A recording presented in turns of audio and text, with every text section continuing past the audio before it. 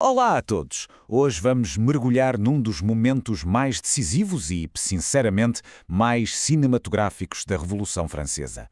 Vamos falar sobre a fuga para Varennes, a noite em que o rei Luís XVI tentou escapar e, com isso, selou o seu destino e o da monarquia em França.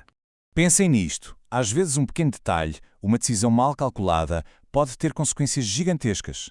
E a história que vamos contar é o exemplo perfeito disso. Uma série de erros transformou o que era para ser uma fuga para a liberdade numa viagem sem retorno.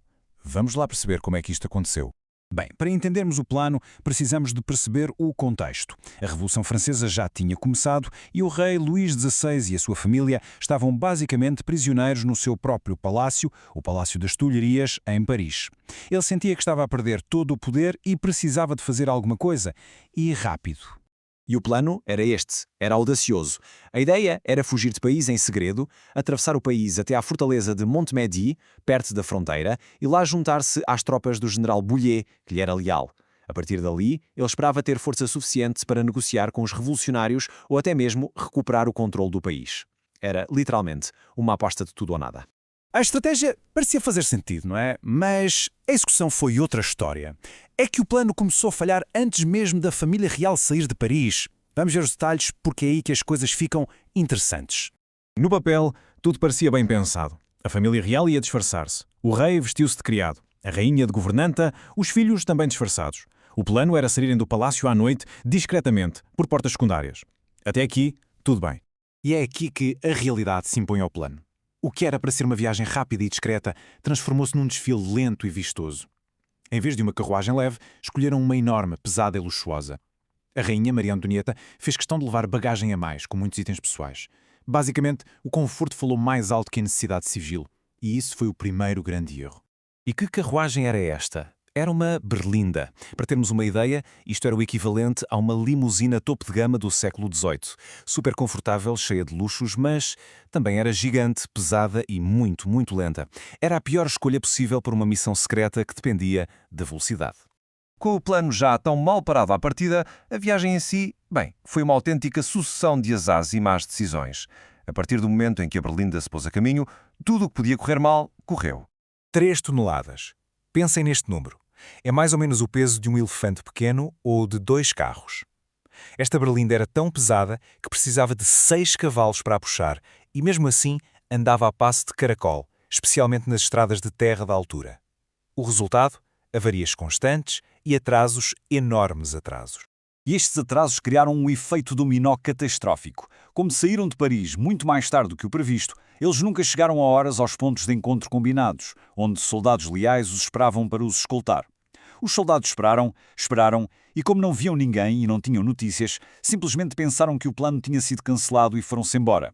De repente, o rei estava a viajar sozinho, completamente desprotegido. Hoje parece impensável, mas claro, no século XVIII não havia telemóveis nem forma de comunicar rapidamente à distância. O rei não tinha como avisar: olhem, estamos atrasados, esperem por nós. E os soldados não podiam ficar ali para sempre. Esta falha de comunicação foi absolutamente fatal para o plano.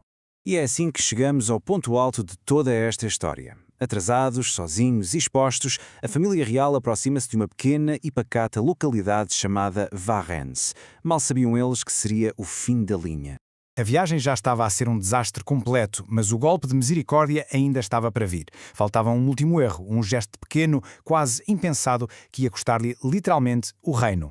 Foi só isto. Numa paragem na aldeia anterior, em Saint-Menold, o rei, provavelmente impaciente ou curioso, pôs a cabeça de fora da janela da carruagem para ver o que se passava. Um gesto tão humano, tão normal, mas para alguém que está a fugir disfarçado, foi um erro fatal. E quem é que o viu? Jean-Baptiste Drouet, o chefe da estação de correios local. Ele olhou para aquele passageiro e achou o rosto familiar. De repente, lembrou-se de onde o tinha visto. Numa nota. Naquela altura, as notas de 50 livras tinham o retrato do rei. Drouet comparou o rosto na janela com a imagem na nota e... não teve dúvidas. Era o rei Luís XVI. Drouet foi rapidíssimo a agir. Em vez de fazer um escândalo ali mesmo, ele foi mais esperto. Montou a cavalo, galopou por um atalho pela floresta e conseguiu chegar a Varennes, a paragem seguinte, muito antes da lenta Berlinda. Chegou lá, deu o alarme e, com a ajuda dos habitantes, bloquearam a ponte principal da cidade com uma carroça cheia de móveis. Uma barricada improvisada. E foi o fim do plano. A Berlinda chegou à ponte e foi forçada a parar. Em minutos, a Guarda Nacional local cercou a carruagem. O rei ainda tentou negar quem era. Disse que era um simples criado, mas a mentira não durou muito e ele acabou por admitir. Houve ainda uma tentativa de resgate por parte de uns soldados leais que chegaram, mas já era tarde demais. Estavam cercados. A fuga tinha falhado, mas as consequências desta tentativa foram muito piores do que o fracasso em si. A viagem de volta a Paris não foi apenas uma viagem de regresso, foi um momento que mudou a França para sempre. A viagem de regresso foi uma humilhação pública. A família real foi escoltada de volta a Paris, mas, desta vez, no meio de uma multidão furiosa que os insultava ao longo de todo o caminho. Eles já não eram vistos como a família real, eram vistos como traidores que tentaram abandonar o seu povo. A chegada a Paris foi absolutamente arrepiante. Imaginem as ruas cheias de gente, mas num silêncio total. Um silêncio pesado, ameaçador. Ninguém tirou o chapéu à passagem do rei, que era o maior sinal de desrespeito possível. E os guardas? Os guardas seguravam as suas armas de cabeça para baixo, um gesto que se usava em funerais. Simbolicamente, a monarquia francesa tinha morrido ali. E o Palácio das Tulharias deixou de ser uma residência real para se tornar oficialmente uma prisão. Este gráfico não podia ser mais claro. Antes da fuga, muitos franceses ainda apoiavam a ideia de uma monarquia constitucional, com um rei com poderes limitados. Havia alguma confiança. Depois da fuga, essa confiança desapareceu. Caiu a pique. Para zero. Politicamente, as consequências foram enormes. A fuga foi vista, sem margem para dúvidas, como um ato de traição. A ponte de confiança entre o rei e o povo foi completamente destruída, e isto deu uma força imensa aos revolucionários mais radicais, que começaram a dizer abertamente: este rei não nos serve, temos que acabar com a monarquia e criar uma república. Essa ideia, que antes era de uma minoria, passou a ser o centro do debate político. E terminamos com esta pergunta, para ficarmos a pensar: e se a Berlinda fosse mais rápida?